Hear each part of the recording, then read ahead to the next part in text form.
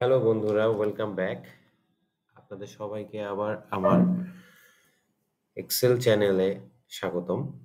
গত ভিডিওতে আমরা দেখেছি কিভাবে আমরা হোম ফাংশনটা ইউজ করব। আমি প্রত্যেকটা অপশন আপনাদের ভেঙে ভেঙে বুঝিয়েছি। আপনারা প্রয়োজনে এই আই বাটনে ক্লিক করে পুনরায় ভিডিওটি দেখতে পারেন। আজকে আপনারা দেখতে পাচ্ছেন এখানে অনেকগুলো ফাংশনই আছে। আমরা এই শীটের নেম দিয়েছি বেসিক ফাংশনস। আজকে আমাদের মূল শেখার বিষয় হচ্ছে এই পাঁচটি: সামেশন, অ্যাভারেজ, মিনিমাম, ম্যাক্সিমাম এবং ইফ ফাংশন, এগুলোর ইউজেস। আমি চট করে এখানে আপনাদের উদাহরণের জন্য আমি এখানে রেখে দিয়েছি বাম বাম সাইডে, এবং ডান সাইডে এটা টোটাল জিনিসটা আপনারা দেখতে পাচ্ছেন যে নাম্বারস গুলা 10 থেকে 50 পর্যন্ত, এবং লেভেল দিয়েছি আমি A B C D E, এবং এই ফাংশনগুলো টোটাল সামেশন কত, অ্যাভারেজ কত, মিনিমাম, ম্যাক্সিমাম। চলুন চট করে দেখে ফেলি কিভাবে এগুলো আমরা ইউজ করতে পারবো। প্রথমে আমরা সামেশন ফাংশনটা দেখব, কিভাবে সাম করতে হয়।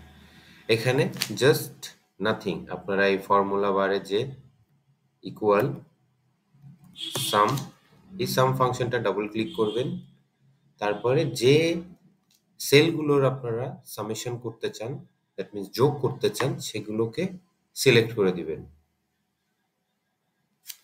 আমি 10 থেকে 100 পর্যন্ত করতে চাই, ব্র্যাকেট ক্লোজ করে এন্টার চাপলেই সামেশন চলে আসবে 550। ওকে, ভেরি গুড। এবার আমরা চলে যাব অ্যাভারেজ।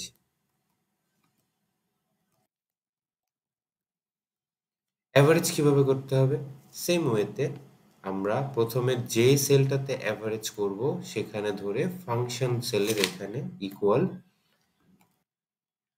এই দেখেন এখানে অ্যাভারেজ, এই ফাংশনটা ডাবল ক্লিক করে একইভাবে যে নাম্বারগুলোকে আমি অ্যাভারেজ করতে চাই সেই নাম্বারগুলোকে সিলেক্ট করে ব্র্যাকেট ক্লোজ করে এন্টার চাপলে অ্যাভারেজ চলে আসবে। আমরা দেখতে পাচ্ছি 10 থেকে 100-র ভিতরে অ্যাভারেজ হচ্ছে যে 55। এরপরে আমি মিনিমাম নাম্বার এখান থেকে কিভাবে বের করব? আমরা বুঝতেই পারছি এখানে আপনাদের সহজভাবে বোঝানোর জন্য এই এক্সাম্পলটা নেওয়া আসা। এখানে 10 থেকে 100-র মধ্যে মিনিমাম নাম্বার হচ্ছে 10। আপনাদের যখন হাজার হাজার ডেটা থাকবে তখন কিন্তু এভাবে আপনারা খুঁজে বের করতে পারবেন না which one is minimum and which one is maximum. সেই জন্যই কিন্তু এক্সেলের এই ফাংশনটি আমাদের সহজ করে দিচ্ছে কাজটি। সো এক্ষেত্রেও আমরা যে সেলটাতে মিনিমাম নাম্বারটি বের করব সেই সেলে সিলেক্ট করে ফাংশনের যে ইকুয়াল দিয়ে মিনিমাম দিব। দেখেন এখানে MIN মিন ডাবল ক্লিক করে যে সেলগুলোর নাম্বারের মিনিমাম নাম্বার আমি বের করতে চাই সেটুকু সিলেক্ট করে ব্র্যাকেট ক্লোজ করে দিব। এন্টার চাপলে দেখেন আমরা কিন্তু 10 মিনিমাম নাম্বার পেয়ে গিয়েছি।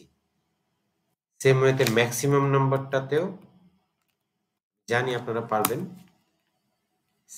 সেম ওয়েতে ফাংশনে যে equal to max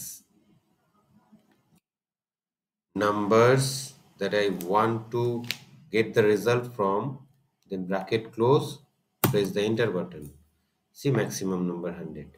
Now if ফাংশনটা এখানে একটু আপনারা মনোযোগ সহকারে দেখবেন।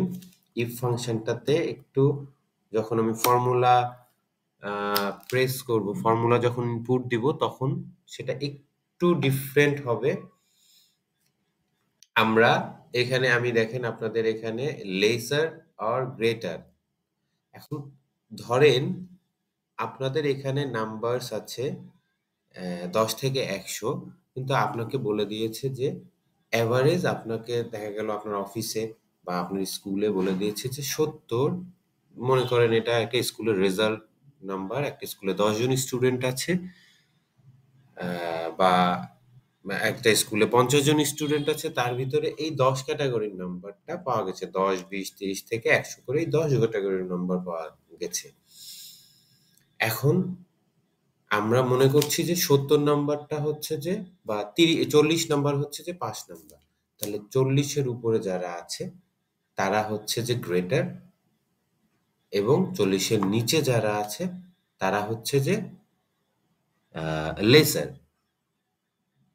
ওকে, তাহলে আমরা ইফ ফাংশনটাতে আমি এই পাশাপাশি যদি আমি সিলেক্ট করি, ইফ আমরা যে সেলে আমরা ফর্মুলাটি পুট করব সেই সেলে আমরা ফর্মুলা এখানে যে ইফ দেওয়ার পর আমরা যে সেলটা চেক করব সেই লজিক্যাল টেস্ট সেলটাকে সিলেক্ট করতে হবে এবং এটা যদি ইফ মানে যদি এটা গ্রেটার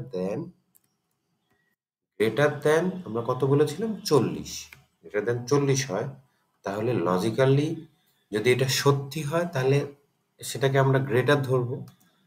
আমরা যে কথাটি লিখতে যাব সেটা ডাবল ইনভার্টেড কমার মধ্যে লিখবো, জি গ্রেটার ইনভার্টেড কমা ক্লোজ, তারপরে আবার একটা কমা দিব।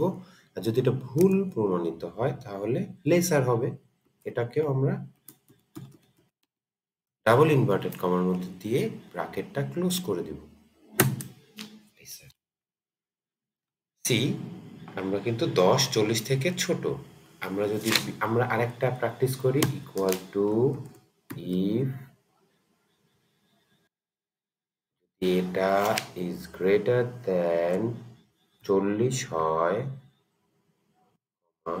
তাহলে double inverted it is greater inverted comma close.